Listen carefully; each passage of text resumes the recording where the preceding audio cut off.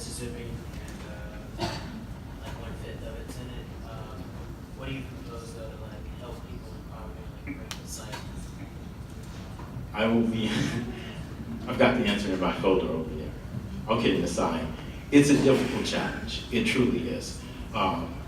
So if we look at when we started the war on poverty, the short answer is I don't have all the answers. I don't have even half of the answer in regards to what we need to do there. But process is important.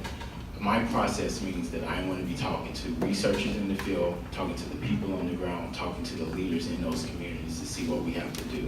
I'll just use an example.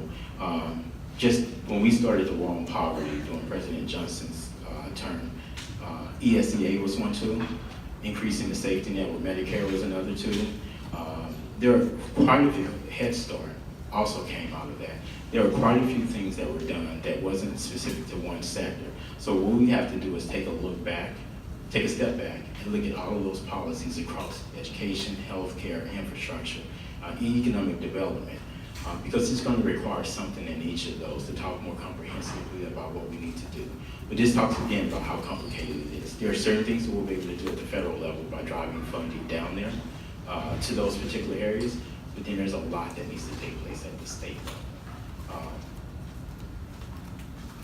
A significant portion of what we're going to have to do to address poverty within each state is going to have to be done at the state level.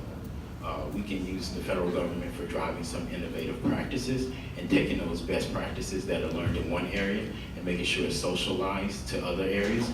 And having access to research is one of those things, because right now, research is done, then it's behind the second firewall, even if it's federally funded. We have to get past that. So building a partnership across federal and state government would be an example of would be the long answer to what is a very complicated problem. And I'll use just one example of where research can help. So there's always been this conversation about food deserts, not having access to fresh fruit, vegetables, and other things. That's also one of those things that define poverty for those individuals that are trapped in poverty. Well, research tells us that, and this is, Stanford does an annual state of the state in terms of poverty. And one of the things that they looked at in the past couple of years is that you can give additional funding for addressing food deserts, but unless that's coupled with some type of ad campaign that talks specifically about why you have to eat healthy and what that means for not only you in the short term, but you as a person in the long term, there's only a 5% difference in the impact.